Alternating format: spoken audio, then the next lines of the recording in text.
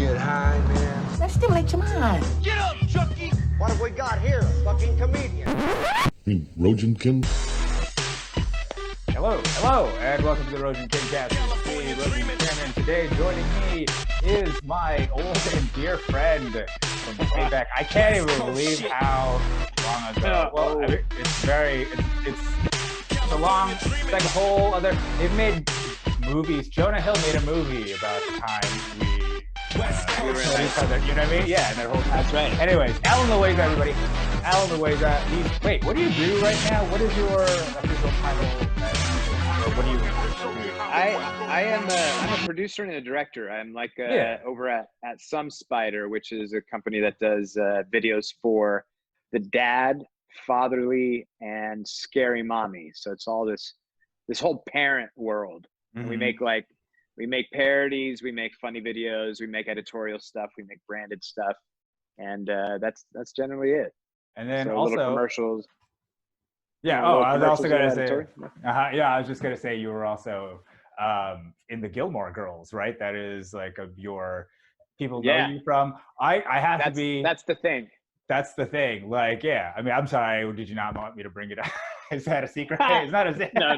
It's not a secret. Okay. It's not a secret. No, I thought it was public. The cat's out of the bag at this point. Yeah, I thought everybody knew. I'm sorry. Yeah. No, it's people like that show. They watch it. It's a thing.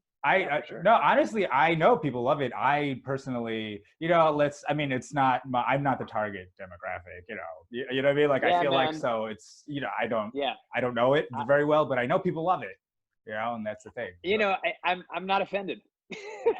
That was the thing. It was like I was on that show, and I was, in the beginning, I was like, oh, I got on this one. I was like, I was like a younger guy, and you're starting out, and it was like, oh, this is fantastic, but like, I've never watched it, so I kind of didn't know what I was doing in the beginning of it. How old were you, man? How old are you when you got that? That was like I think like 26 or 7, somewhere around there is when I got it. And then 2026. No.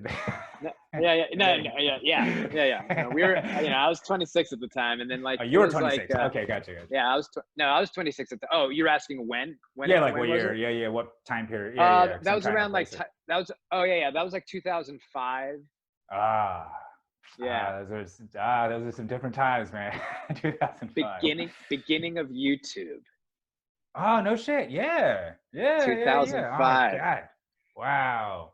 I just remember that's sort of like I start to separate things in terms of like Bush's first term versus his second term. You know what I'm saying? Like there's always a shift, like Obama's first term, Obama's second term. There's always a shift midterm, like, so that sort of like late 2000, the late aughts, like early Obama first, that sort of period is like a great time of culture and comedy. You know what I mean? It's just like the shit was so wild.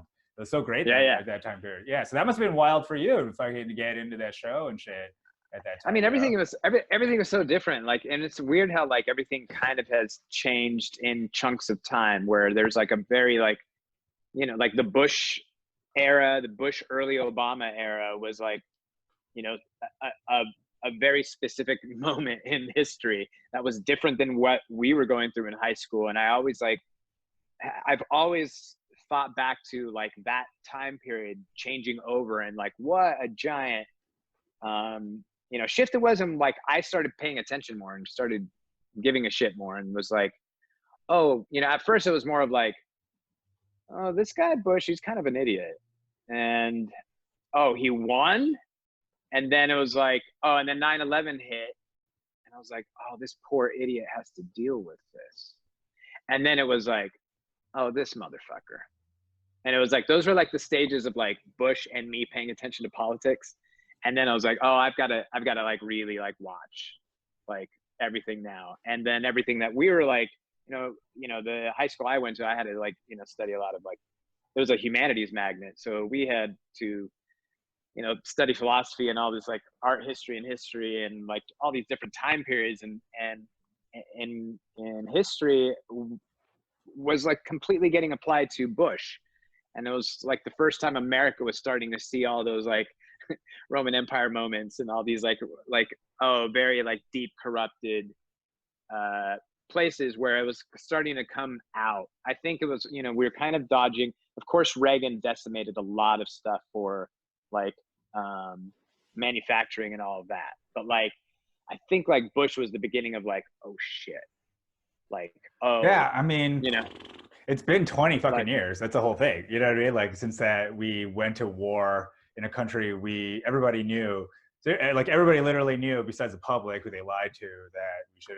There's really no reason to go, like because they just wanted to go. They've been wanting to go before that, and they just use it as an excuse. And that's all actually like now it's just like all in plain sight, but no one cares. Like there's no accountability anywhere. You know what I mean?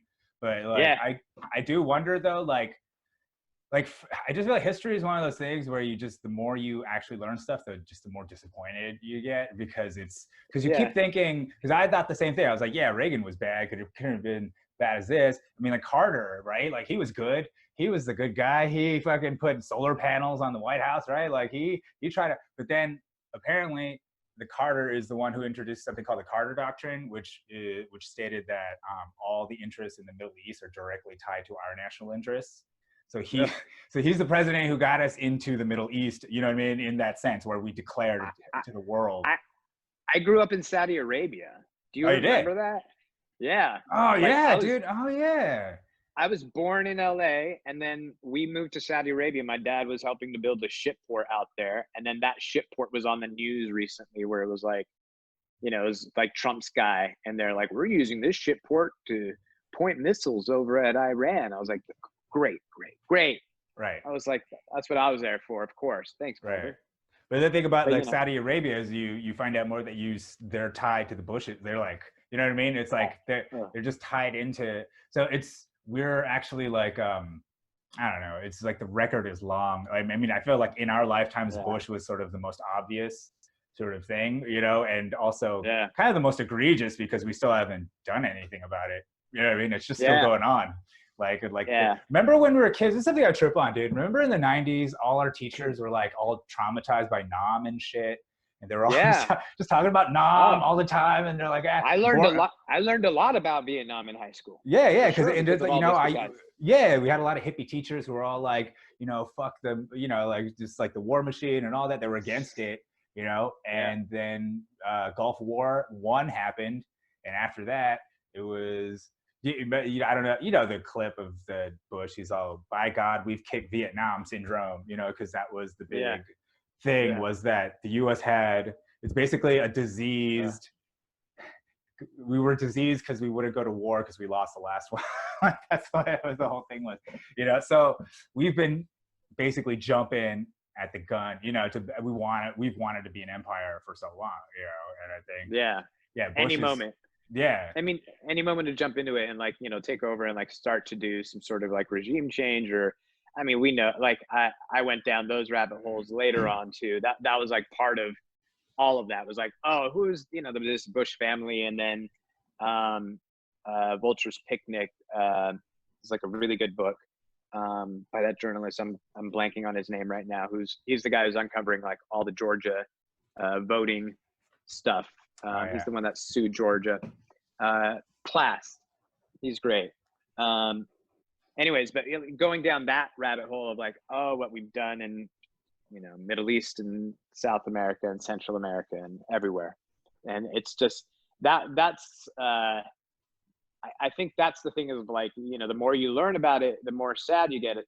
But at the same time, the faster that we do that, it feels like that's the answer, supposedly, right? It's like, that's the whole point of like, everyone learn your history, everyone vote, like everyone like do it, because that's actually what happens. But the apathy is like what kills us. Like the apathy is really why we're here at this moment, I think, because it's like, we've been apathetic to racist concerns and like all these causes, and it's bubbled up over time. For me, I feel like it's like the apathy of like looking away and not really fixing, the issue, like not really actually holding people accountable who are like breaking laws and, racist systemic shit, that it's like all over the place. It's like littered. And I think like, as we look back in our history, we're like, yeah, our history is like deeply entrenched in that. Can we finally root it out at some point I think the only way we do is there's only a few ways that we could do it. And it's like, you know, we like all like learn, we all vote, or, you know, they do what they're starting to do out in the streets right now. So, you know, hopefully it doesn't escalate to that point, but that's like, this is where we're at. I don't know. Sorry to go off on that, but that's no, like, it's fine. You know, that's sorry, Uh-huh. but I mean, you know, that was the apathy thing. What were you going to say? Oh, no. Yeah, I agree, man. I mean, I think it's just a combination of a lot of things, man. Right? Like, because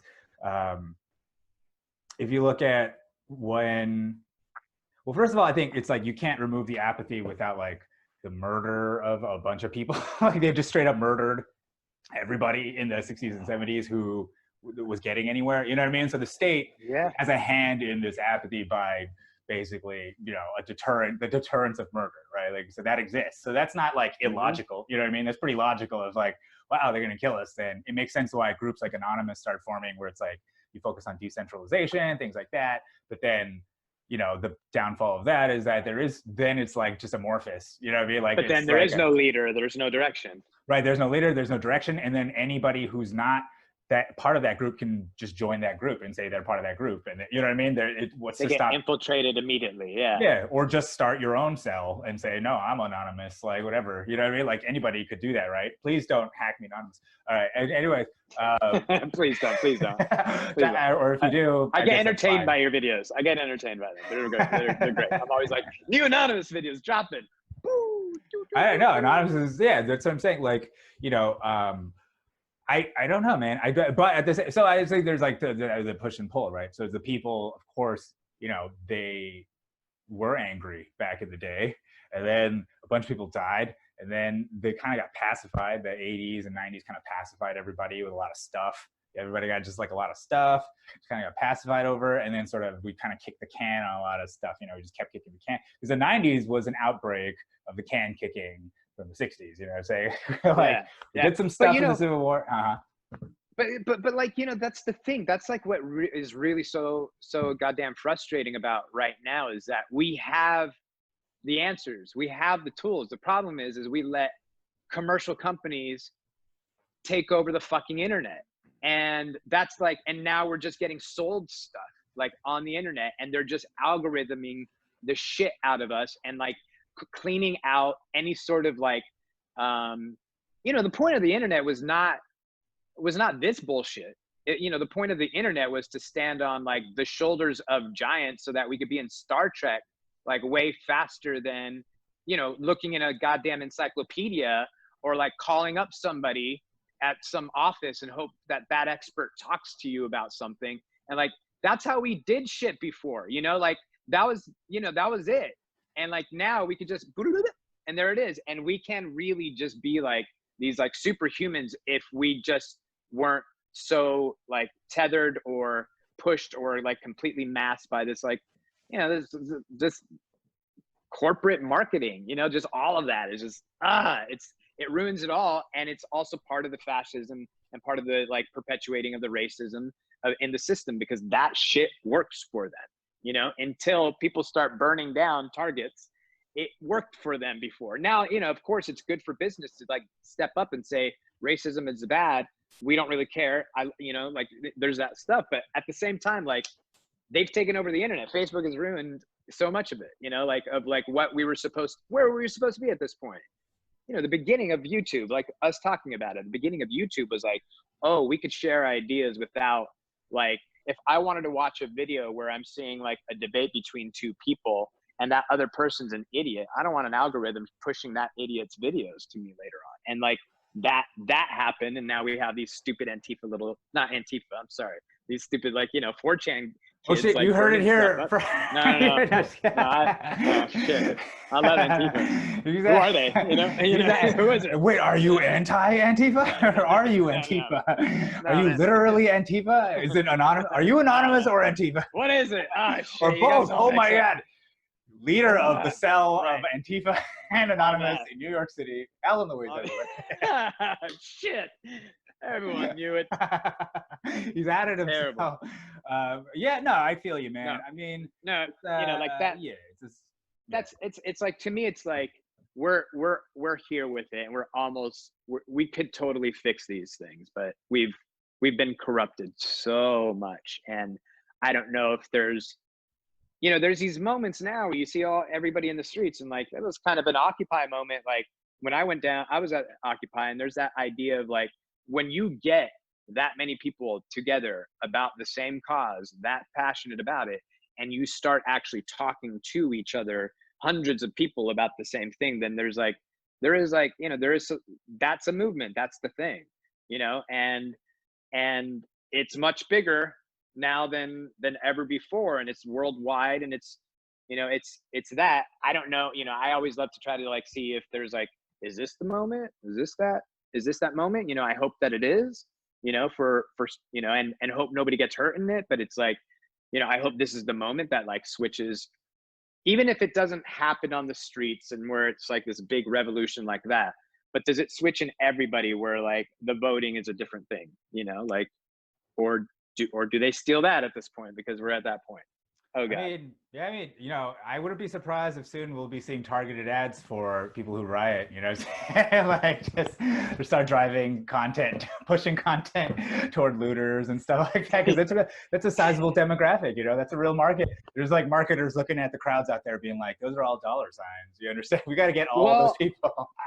Well, in all honesty, man, like, like working in, I'm still working on videos during this lockdown, like with individuals on their phones and things like that at home. And we've seen all that content. I'm working in that, in that field. And, sometimes there's conversations, and there was a conversation recently about like, we shouldn't really necessarily be like pushing for all kinds of stuff to be buying, just like really just making the world for people, of like, just like making it a place that people just want to be at, without like shoving like, hey, here's a whole catalog of nonsense to buy at this point, because we're not there right now. Like it's just not it. Like, this is like, we're questioning it all, the entire thing. This COVID period is weird. I like things like, it's interesting because yes, there is the pandemic is now kind of like passe. It's kind of like, well, nobody cares about social distancing, or nobody gives a fuck. They got bored anymore.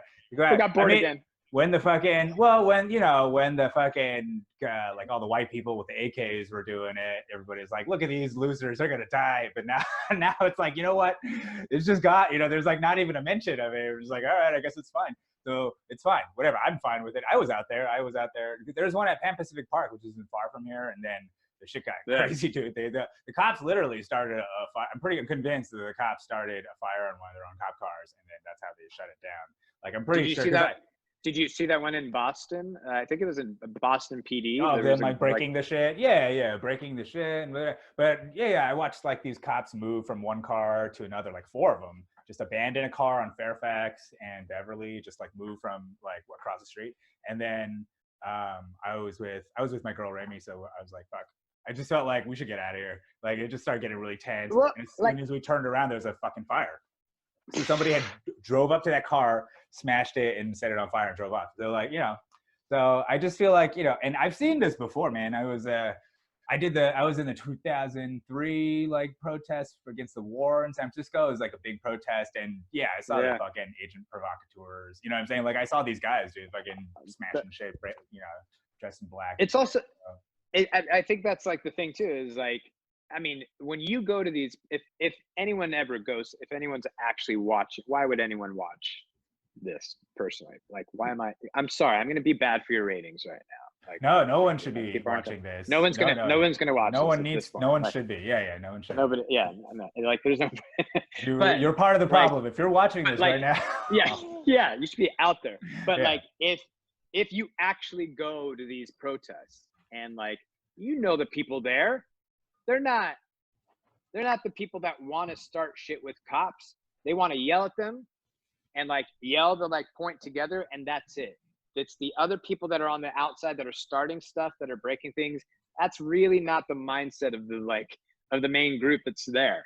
And whether it is somebody that's part of a group, and like it just, like in every damn group, there's dum-dums. I'm sorry to put it that way, but it's like somebody who does that.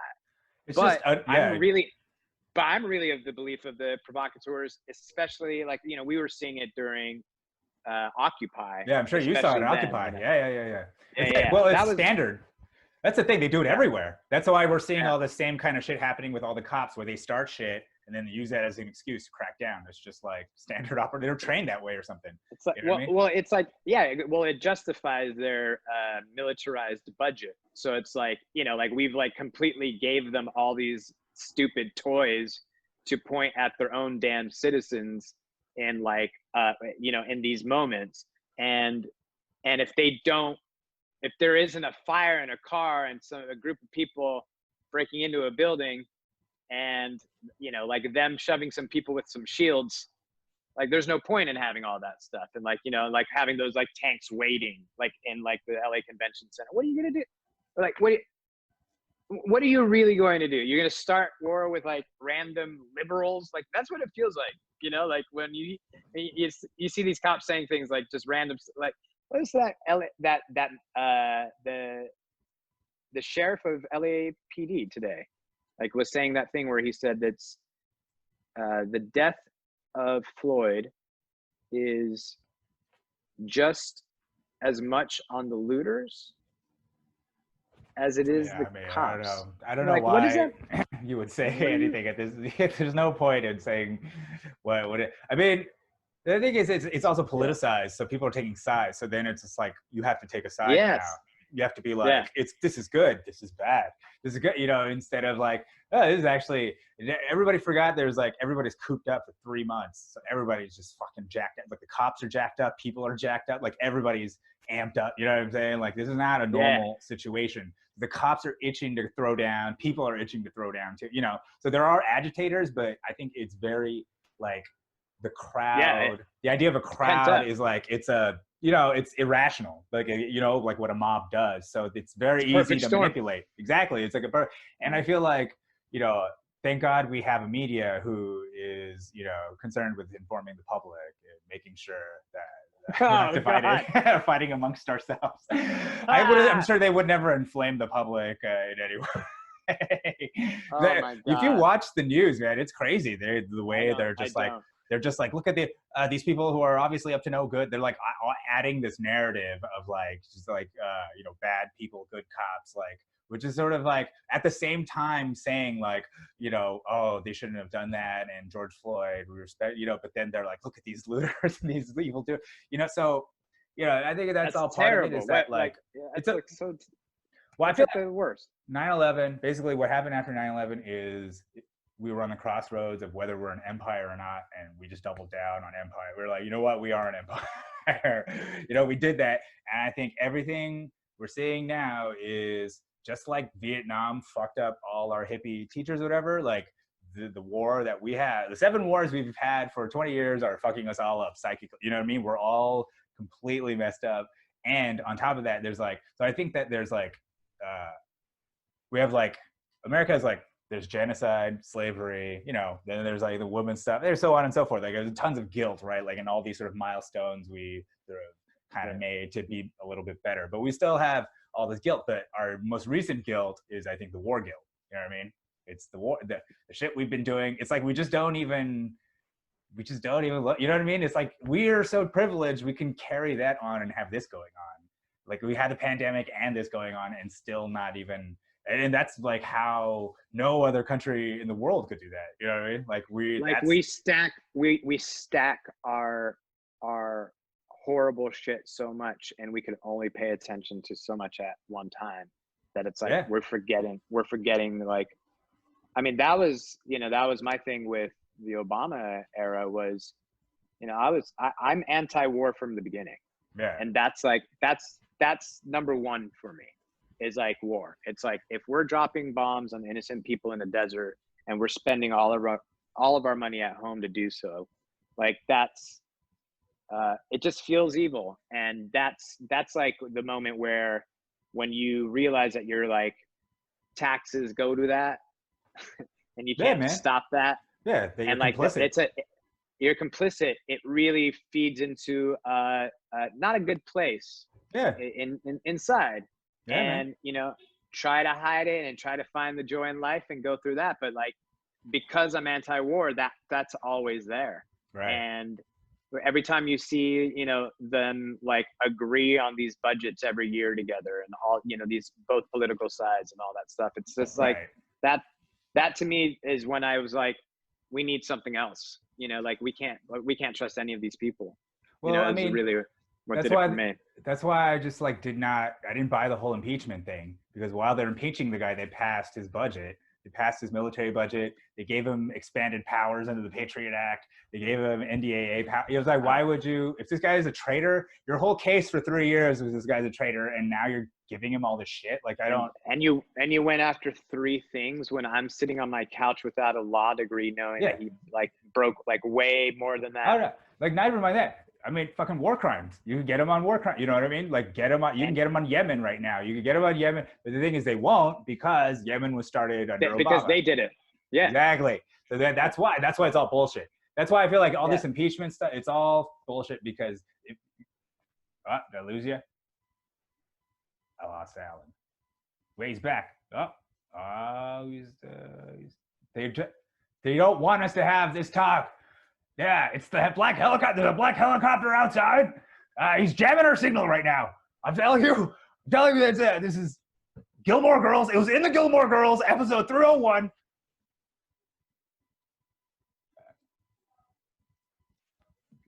No, I can't. Yeah. Curfew alert on the phone, and it took over the whole. Oh, really? It froze your thing? Yeah. It was like an Amber curfew? Alert. I think it's at 8 p.m. tonight. Oh man, ours is 6. Ooh. Yeah. It's New York. Hey, it's the city. People are out late. People are out late. LA. Well, yesterday was hilarious because I think they mixed up their shit. So it was like they sent one at 6. It was like 6, and then 2 minutes later it was like 5. They kept changing the times, dude. Dude. Well, you're all out. Yeah. And then Beverly Hills was fucking 1, dude. It's like it's such bullshit. What? Yeah.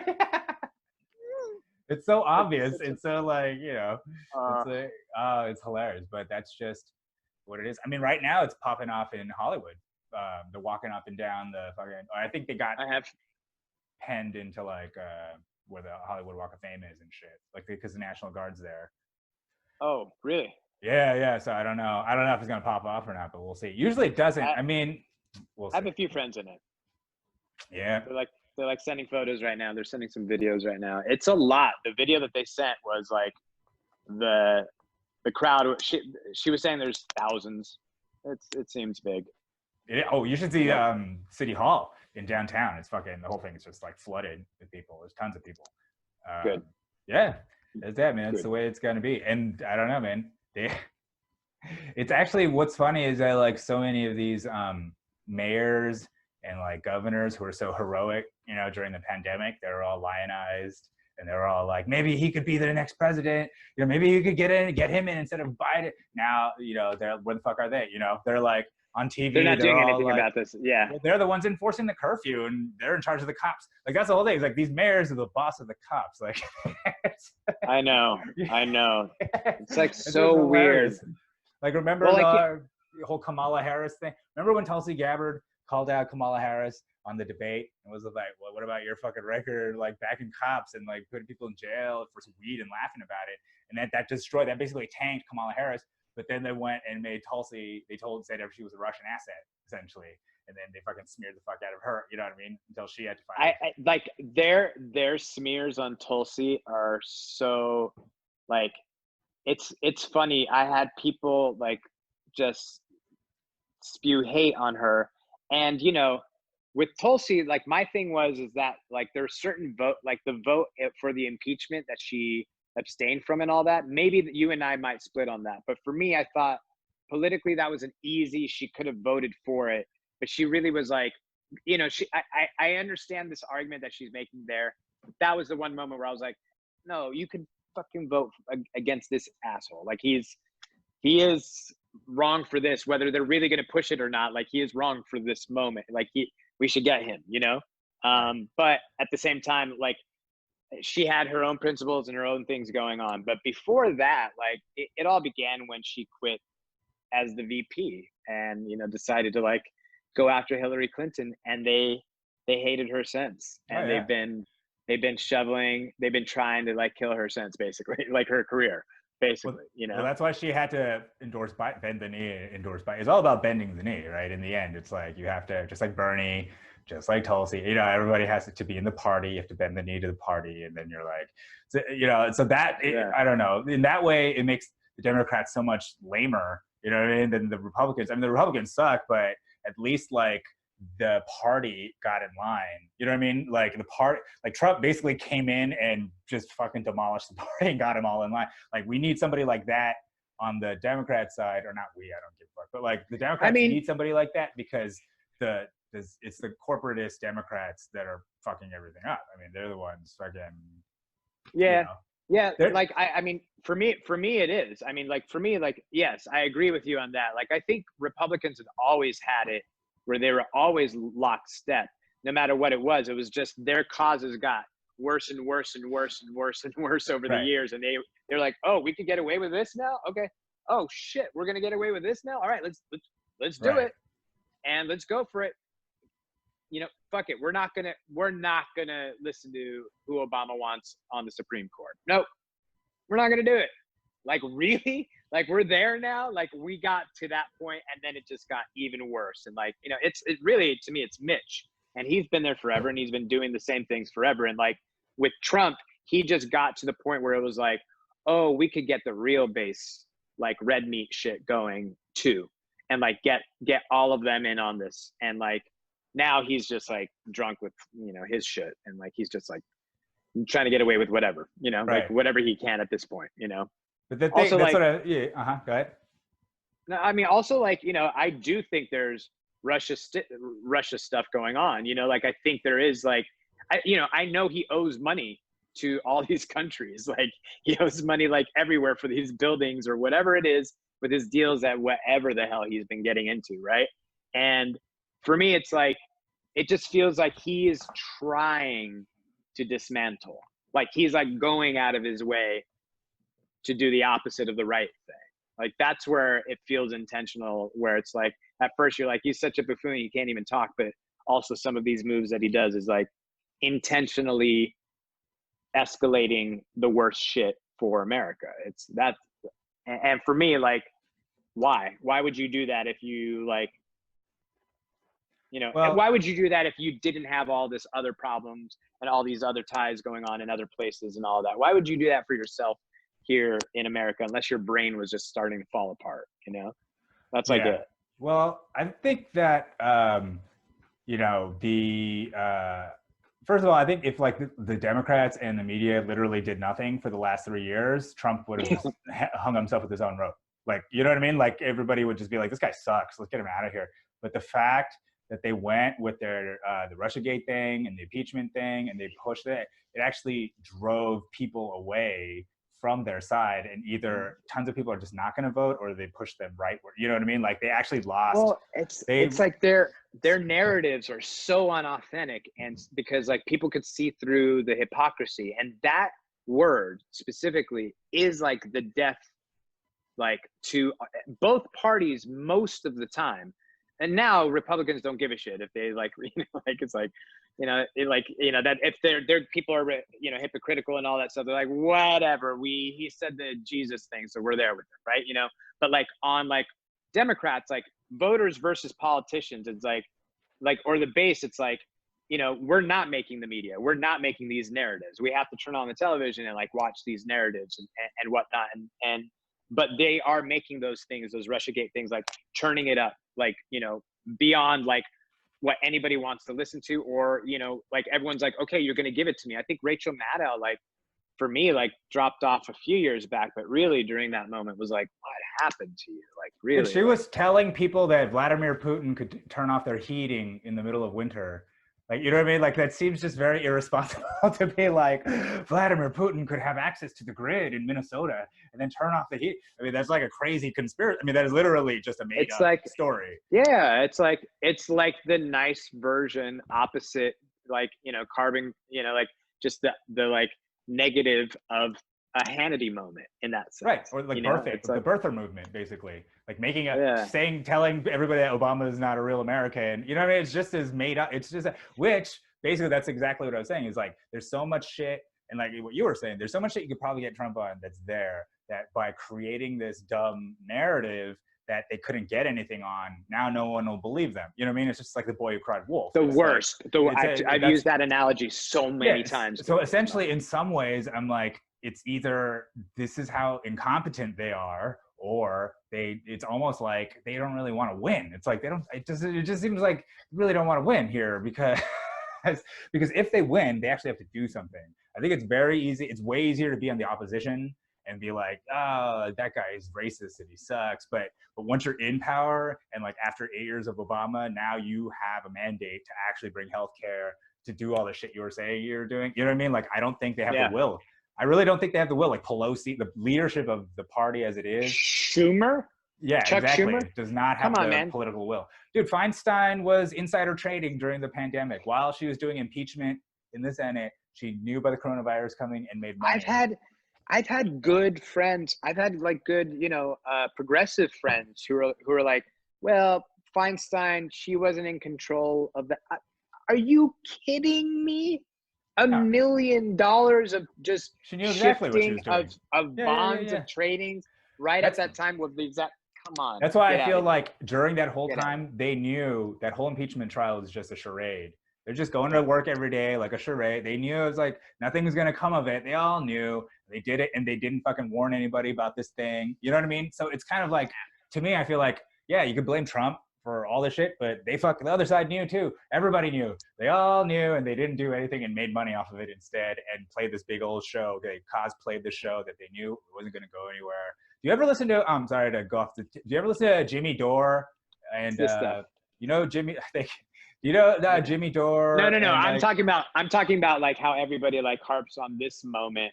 Oh, yeah, this, right? These are all theatrics. But you know what she did? She did this when it came to his military budget. When it came to, right? Also, Pelosi is the same one who did it, go after Bush for war crimes, right? Because actually, when you investigate, it's because she knew, she was actually briefed on the torture back in the day. So if you open up those books, you could see there's a paper trail showing that she knew too. So she was like, she dropped, you know what I'm saying? So this is not the woman who's going to save anybody. You know what I mean? They're all caretakers. No. They're all caretakers of the same, the military industrial complex, all of it. It's all the same, that's why I just like you're saying. That's the thing. That's the thing with anti-war is like when you go down that road, it's like when you like open up that, when you uncover all of that, that's when you realize like, you're not a friend of ours. You're not going to fix the problem. And the main problem that we have right now is this war, this corruption of that. Right. It's war and militarizing our police and all of that and the Justice Department. See, I feel like one of the most telling things is look at when both Martin Luther King and Malcolm X were killed. They both were killed. Martin Luther King was killed when he started talking about economics and the war state and how like the connection of racism is actually connected to the struggle overseas. Of once he started doing that and advocating it, so that was when he was a danger. Then Malcolm X, is when he went from being a hardcore Nation of Islam guy to being like a unity guy. He was all about he was like, I was wrong. It's all about unity. That's the way. And then that's when they killed him too. You know what I mean? So like they kill, the people who die are the ones who want to unite and then start talking economics. Those are that's when it's well, there was a video just now of this kid that was looking, I don't know where it was. I can't remember now. But it was a kid at these protests. I think might have been yesterday or the day before, and young black kid. And he is on his knees with his hands up in the front line of a line of, these dudes with shields. And like, you could just even tell with the posture of these people holding these shields, it's like, you're really like the pawn of this chessboard right now. Like you don't really know entirely why you're there. You do kind of, but it feels like there's a lot of those people in that front line that it's like, if you could get them, maybe you can flip them, like they might be like low enough in the ranks that they understand what you're going through. Maybe, right? Maybe. Mm-hmm. So this kid, he's just pleading with them. And he is like, You could hear him like just like wrecking his throat, and he's saying, "I love you. Like you're one of us. Like you are like," and he's saying that stuff. I love you. Like I believe in you, and you have to understand I'm fighting for you, and all of those things. And all of a sudden, this big white Gaston-looking motherfucker comes out, grabs the kid, and everyone starts freaking out. And I was like, of course they have to silence that kid. He was actually getting through. Like if you listen to him, he's one of those people where you're like, oh, that's one of the ones that could actually like get through to some people or like make people, oh, he's the most dangerous to them. Yeah, so there was like immediately snatched that kid out, didn't touch anybody else, left everybody else there, didn't start the fight at that point, snatched him out, arrested him for yelling on his knees to the cops right there about saying, I love you. You're like, wow, dude, that's where we're at. And like that to me is like, you know, if we just let that if people get away with that, that's why they're doing this. Like people are just getting away with that, and they get away with that in every step of the way of the whole Justice Department like system. Is like they get away with it at some point or another. There's like somebody watching their back, a union, their boss or their sheriff, you know, the judge, you know. Yeah. Like, well, I mean, the state is their always eyewitness, you know. Yeah, the state's always going to assert its dominance, right? It's never going to be like, you know what, you guys were right. Because our bad. Like, yeah, we got to even fire when this they are. Guy. You know, and so I feel like, you know, that's the kind of the same thing that's happening with the media because, you know, like you were saying, like Bush is the start of all this. Like, think of the whole narrative around WMDs, right? The whole thing was pushed on us over and over, and then they never took it back. They never were like, dude, we fucking sorry guys, we should have. No, there's so many of those there's so many of those, and WMDs, that was the main one where you're like, we just lied and you were cool with it, and then we stayed, and then we stayed, and then we're like, yeah, and we're still there. Yeah, it's fine. Yeah, we don't. Well, we stayed because we got contracts now to build things that we. That's why so it's like I don't get like why the news should be either side, why they should be trusted at all, because their track record stinks. You know, their track record's awful, and I don't see why they're the arbiters of truth or anything. You know what I mean? They should just be seen as propagandists. You know, there should be no commercials on news. I mean, that was, you know, I started getting into a lot of this stuff too, is listening to Tom Hartman, and you know, I discovered Bernie Sanders because of Tom Hartman. He would do his shows on, you know, Friday. He would have lunch with Bernie, and I was like, who the hell is this cool old dude? And that's how I learned that guy. And Tom just started talking a lot about like just the history of all of this, and you know, going down those roads of like of all the corruption, and we can't keep our eye off of it. Sorry, you know, I'm going on a little tangent because I was just thinking about like the sirens going off outside because it's getting. We had fireworks the other day, like on our street, and I was like, all right, you know, it's gonna happen here, you know. Anyways, yeah, man. I mean, there's like, you know, that whole thing of for me, it always has been anti-war, and trying to get, you know, behind like why this whole justice system like completely like is linked to it. You know, it's like all of the corruption on that level, like people can commit crimes that we're not allowed to commit, and then like not only not get fired, but like keep their careers intact, like completely intact, like just nothing, like a blip on them. And promoted.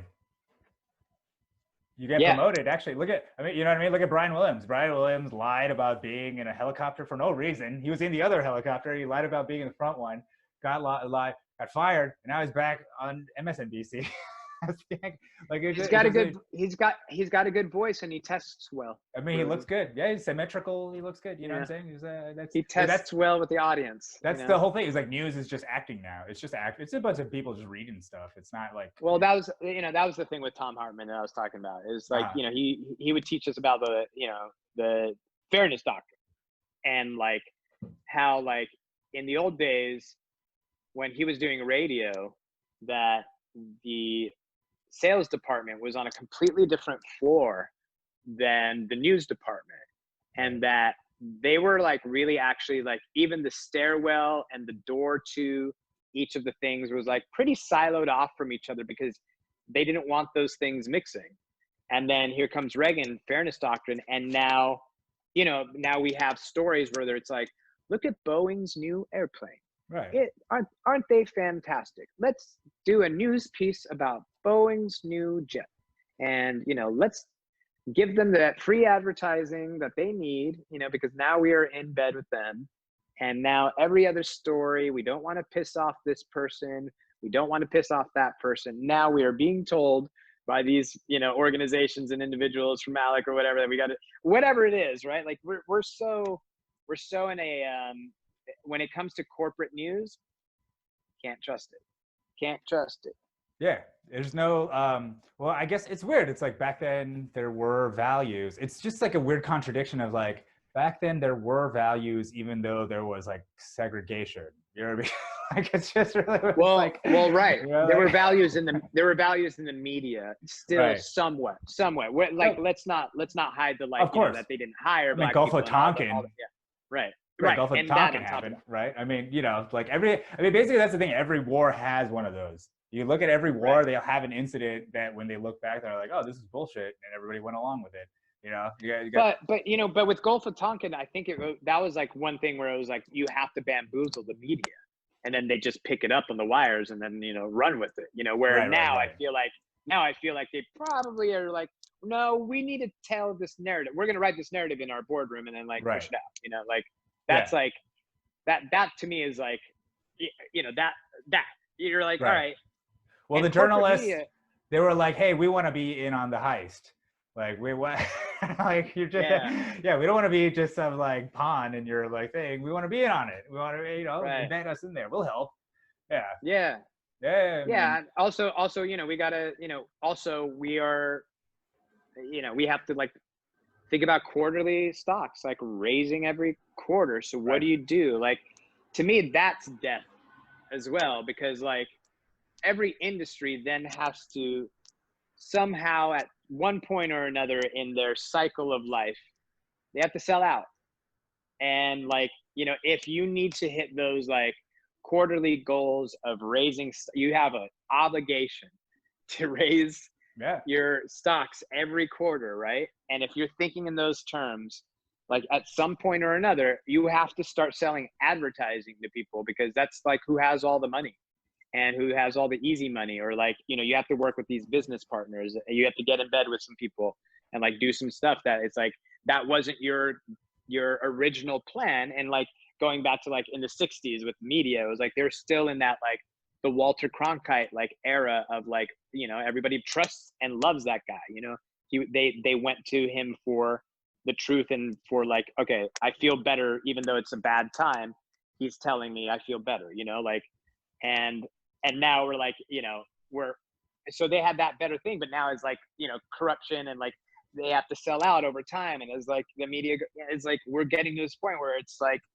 we now have newspapers in bed and selling wars to us that everybody loves to read. And it's like, you know, in the city that I'm in, like, and it's like one of the most popular newspapers on the planet. And, you know, those, you know, people online that have brought that to my attention of that they've sold every war, every last war to us. Oh yeah. The Times. Yeah, man. Fucking the Times totally, they love war, dude. They fucking, as much as they're like, we're the, you know, whatever, democracy or whatever, you know, it's like fucking, they pimp war out. Like they love it. They love it. I mean, that's the crazy thing is like the media. It's good money. They love, and the images and the, this is, wow, this is so awesome, bro. Yeah. You know, they all love that. Well, I think the thing about war, it also sold out, you know what I mean? Because money got involved in it, and it's like an industry. Because like war actually meant there's some kind of nobility to it and some kind of honor, you know, there's something attached to it, but now that's got out the window because it doesn't mean anything, you know? It's like the whole war is a racket thing, like that Smedley Butler thing, you know? Like, it's just it's all for backing corporations. So then we're just sending people off to die, lying to people for that it's about some value that we don't believe in, and then we just send them off to die, you know? And that's just, and we have to keep doing that. It must be like this weird existence for like the 20-year-olds and, you know, who were like born in like 98, you know, and like are now like all they know is this. And because for me, like, maybe, I don't know about you, but for me, like, the anti-war thing, like, really came up in the 80s of, like, kind of somewhat of this fear of, like, not a real fear of World War III, but, like, they talked about that in all the movies and everything that we were growing up in. And, like, you know, the Red Scare and all that shit was happening with Reagan, and Star Wars, Satellite Wars, and all that Yeah, stuff. Like, nukes. Yeah. I vividly remember that as a child.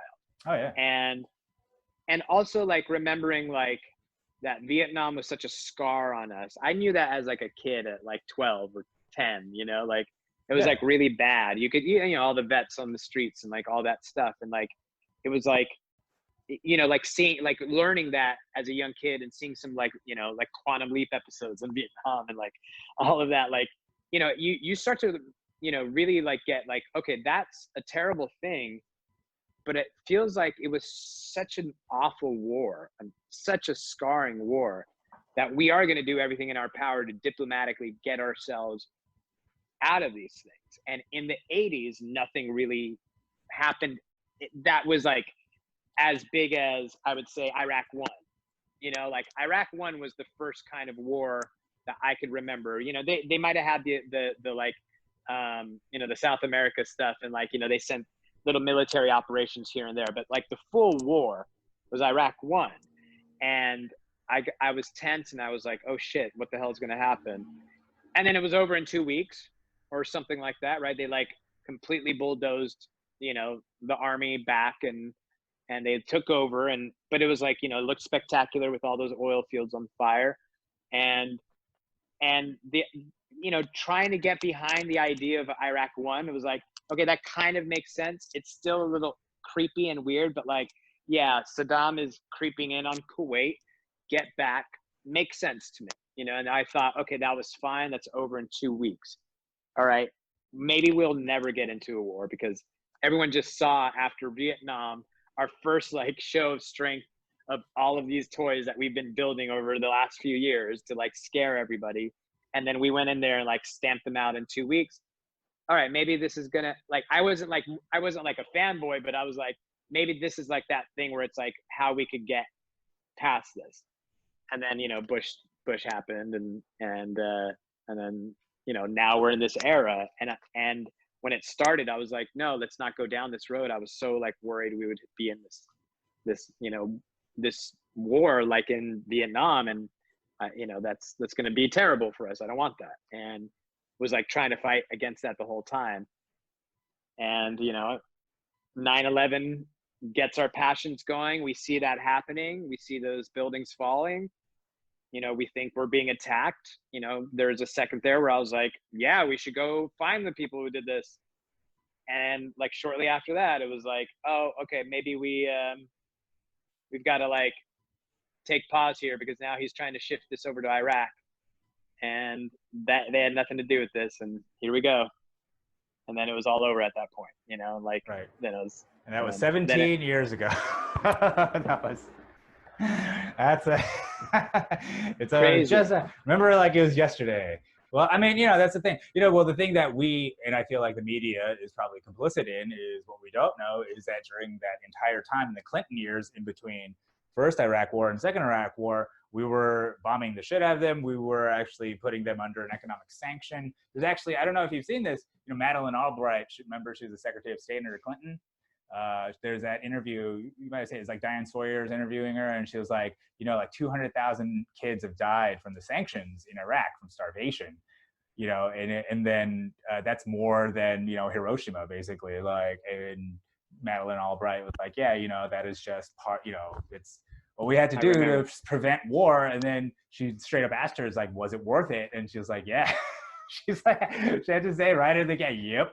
She's like, basically, yeah, it was worth killing 200,000 babies. And this is like a soft war. This is before Iraq. You know what I'm saying? This is before Iraq too. So it's like, it's all part of what's in a way more evil, if you think about it, is that when the so-called left is in power, a lot of that shit is just hidden. It's still going on. That was what you know, that clip, I didn't remember it or was aware of it when it happened, but I've seen it since. Yeah. You know, I've become aware of it since YouTube and all these videos, like, you know, are bringing these things out of everybody's past. But that clip in particular is one on my list that was the one that was like, had woke me up, you know. Yeah. It wakes you up.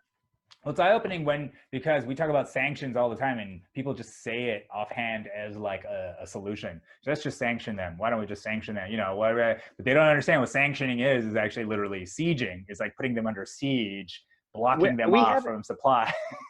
You and I have not hung out over these years. I just want everybody to know if they're actually still watching this damn thing. And like, you know, you and I like haven't hung out over all these years, and yet you and I like harp on the same kind of bullet points. And I mean, sanctions is something that I have talked to people and trying to educate people over time of what I've learned from that, which is like, that's a disgusting word. Yeah. And it's not a word to be like, it sounds like jargon, and it's an easy word to throw in like a news story on like ABC, like, you know, nightly news or something. But the fact that like even Obama would use the word sanction like that, you know, and he used it, you know, that, you know, just trying to explain to people that it's like the way sanctions work is that you are punishing the citizens of a country because you're mad at the asshole president. Right. And like, and that's like it. Like, so what are you going to get? So you're going to punish them so that their cries change that guy's tune. Like, that's the dumbest, and like that is just sadistic. It's sadistic. Yeah, it's so wrong. Yeah, and that's how people need to think about that word sanctions. That's exactly why what it is. That's why it's so evil. It's more evil to. I mean, in some ways, I would rather a guy like Trump could just come out and be like, "I'm gonna starve all you to death." You know what I mean? Because at least that is what we're doing. At least it isn't sugar coated. Because, like, you know, I think that because if you ask any right human being, would you rather be killed on the spot or watch your child starve to death for like months? Which would you rather? Most people would just most people would not want to watch their kids suffer. You know what I'm saying? Like, but that's what we're saying is the better option. Yeah. Right. Yeah. Anyways, do you have any kids? No. I don't. I gotta go to the bathroom, dude. We've been on for a while. Oh yeah, man. Let's wrap up. All right. Well, thank you very much for your time, dude. Dude, yeah. Is there anything you want to plug? You want to plug to the people out there, like your website, or you got a social media? I got an Instagram. You know, right now I think it's more important to kind of talk about the issues like that's going on, and I usually use my social media for that. So my Instagram is just Alan Loayza, and go follow that. And when I work on projects, I'll post it there. So. Cool, man. All right, brother. Thank you so much for your time. Thanks, dude. Take care, man. Cool. Yeah, right on.